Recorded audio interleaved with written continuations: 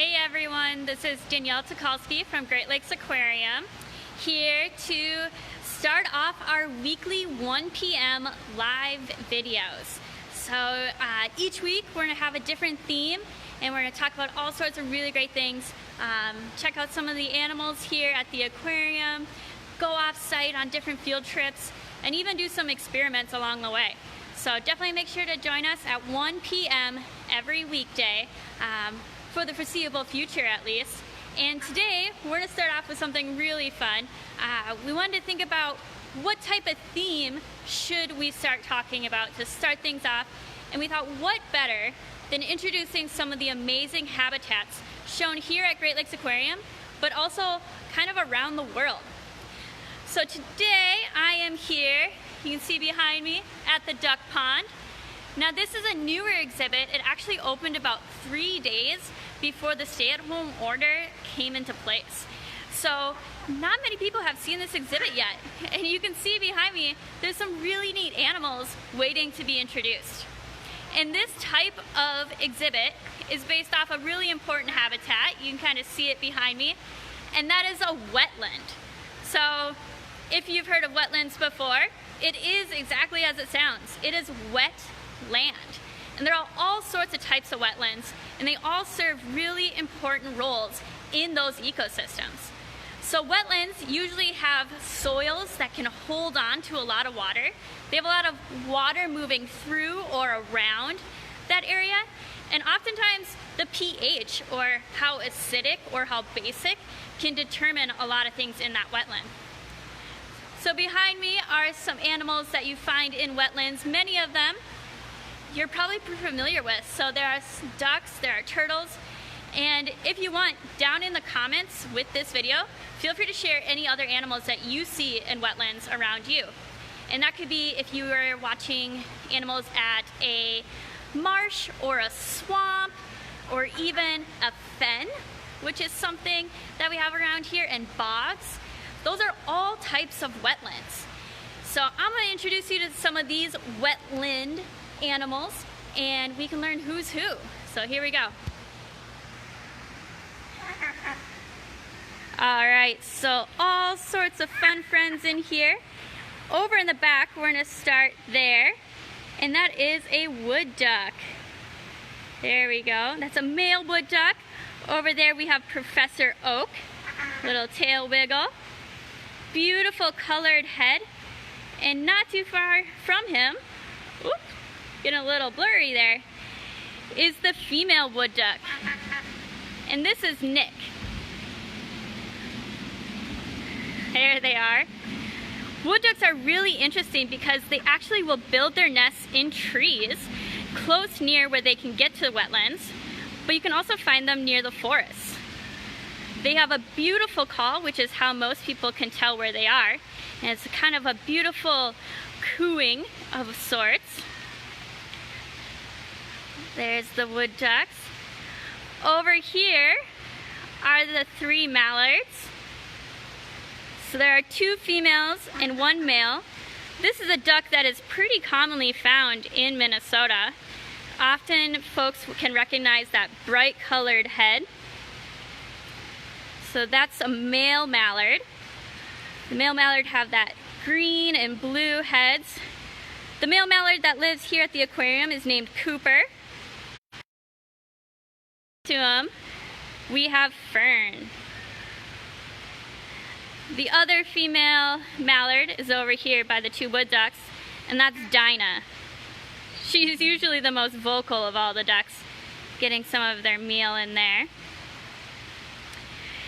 And ducks aren't the only waterfowl that might call a wetland a home. Here in northern Minnesota, we'll also see many geese, so Canadian geese. Sometimes we see swans. Just not too long ago, I actually saw some pelicans out in a wetland near the St. Louis River estuary. So all sorts of waterfowl moving along. Definitely make sure to keep your eyes open, especially in the springtime. And you can see a lot of them migrating through the area.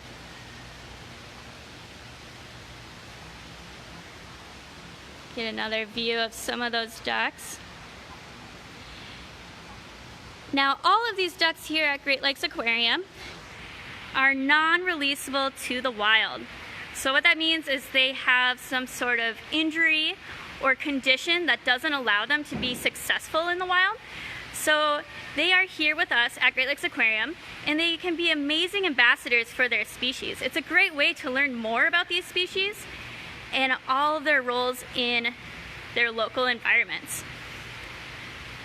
Now, there's a variety of things going on with these birds, everything from wing injuries to wry neck, but it doesn't impair their ability to be successful here at the aquarium.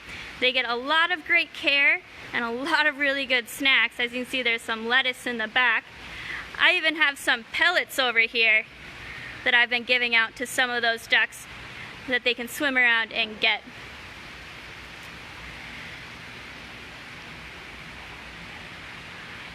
Alright, so now that's all at the top of the water. If we go below, we see some other friends you might find in a wetland, such as turtles. So I see someone commented you can also see frogs in wetlands, and that's totally right. All sorts of reptiles and amphibians swimming in the water. So we'll go along. This habitat here at the aquarium is home to a couple different species of turtles too. Some of which you might have noticed at the aquarium before. There are painted turtles. Others are a little bit newer, and we'll come over here and check them out. Such as this soft-shell turtle. So this is Dwight. Now this is a turtle you might see around this area, but typically they're a little bit further south in Minnesota. Hey Dwight, how's it going? You see that really unique shell back there? Not like most turtles we see out in the St. Louis River, or maybe even by a lake or pond near your house. Nice long neck.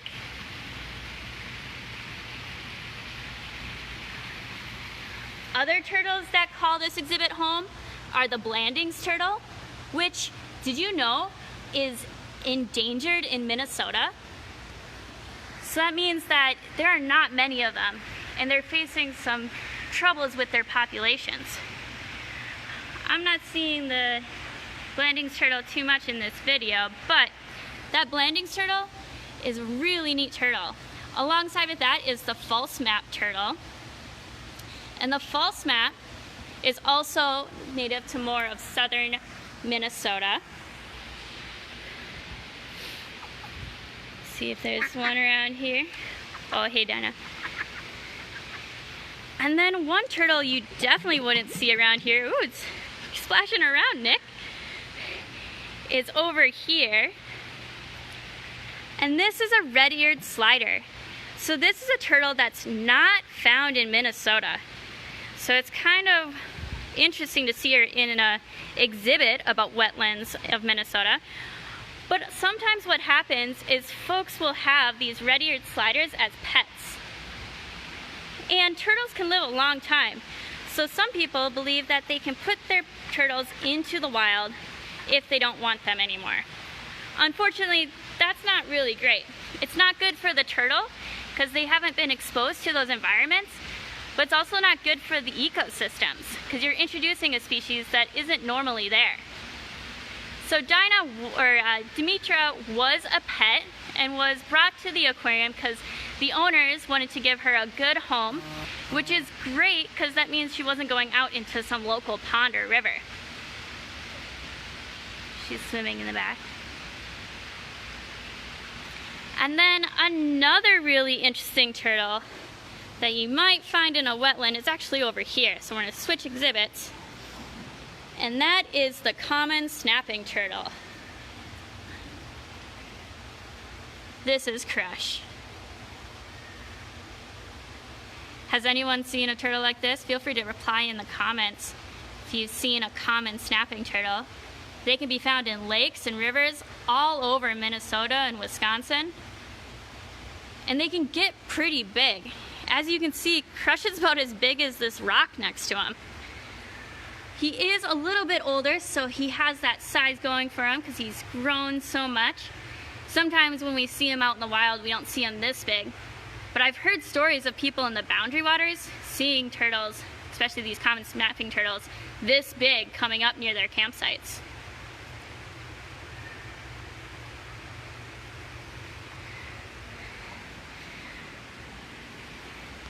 So going on back to this new exhibit, seeing all of these great turtle ambassadors and all the ducks. And like I mentioned, these are ambassadors for their species, so these are ones that we can see out in the wild all the time. And in those wetlands, they serve an important role in that ecosystem. Just the same as wetlands as a habitat are really important for local, I almost forgot my words, local ecosystems as well. Now wetlands kind of act like a sponge because there's so much great vegetation in there, and also that soil that can hold on to water is great for kind of stopping all sorts of things from flooding around. So if there's a time that there's a lot of flooding happening, wetlands are great to have because they soak up all of that water. That means all of that water wouldn't go into our storm drains or into our backyards, anything like that. So that helps reduce the amount of pollutants that are also moving around.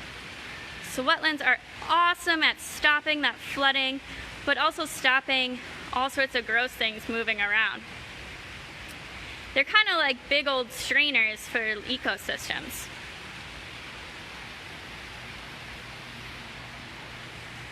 Check out those ducks a little more.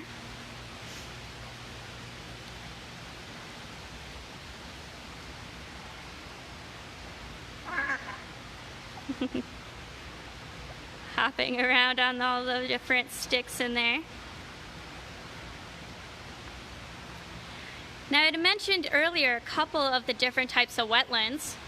One being a marsh, 2 being a swamp, 3 being a fen, and 4 being a bog.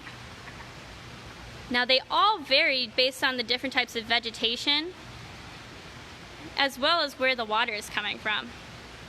So this habitat here, if we were to look at it, is kind of an example of a marsh. So let's talk about a marsh a little bit. Marshes have water that can flow in. So if we imagine this being outside, right over there is some filters, and they're bringing water in, and water's also moving out. We have some vegetation in there. It's usually kind of low-rooted plants, grasses, sedges, all sorts of great things. And we also don't see too much mosses or anything like that. We see a little bit, but it's not overrun. We also don't see very large trees.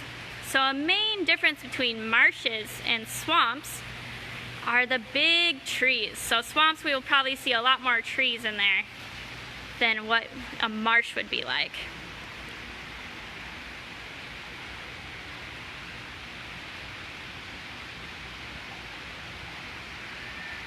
Awesome. Well, like I said, this is a new exhibit that we unfortunately didn't have a whole lot of time to share with everybody, but we're excited when the doors open again to be able to show you all these new exhibits and all the new animals. They'll be waiting for you all. In the meantime, feel free to like, comment, share on our social media posts. Again, we'll be posting every day at 1 o'clock during the week, so you can check us out there. If you'd like to donate to Great Lakes Aquarium, there's all sorts of great ways you can do so. And I put all that information with this post, so you can find all that. You can go online to www.glaquarium.org/support/donate. And there's all great options on there. Or even if you want to purchase some great gifts or anything, such as this mug right here. So this is a brook trout mug. there is a Redbubble site. Again, the link is in the information with this post. And you can go ahead and purchase great gifts like this with all proceeds coming back to the aquarium. So just all sorts of ways to support the aquarium, and also just stay well, be healthy. We look forward to seeing all of you, and we really wish the best for our community. We want to make sure that we're all in this together and we're all working together, and just super excited to see you all again. So with that, again, my name is Danielle, and I'll be joining you with a lot of these videos. And from all of us here at Great Lakes Aquarium, we'll see you later.